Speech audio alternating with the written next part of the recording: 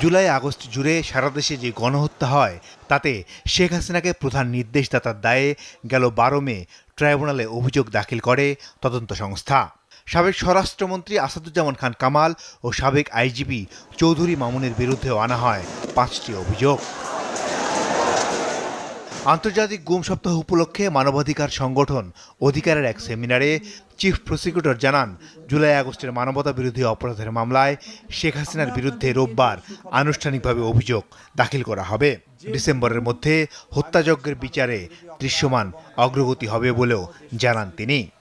যে গুম বাংলাদেশে মানবতা বিরোধী অপরাধ এবং আয়নাঘরের জন্ম, যে সংস্কৃতি যার কারণে হয়েছিল, যে একজন ব্যক্তিকে ক্ষমতায় রাখার জন্য এত কিছুর আয়োজন করা হয়েছিল, কালচারে পরিণত করা হয়েছিল, সিস্টেম ডেভেলপ করা হয়েছিল, সেই অপরাধের যিনি নিউক্লিয়াস, তার বিরুদ্ধে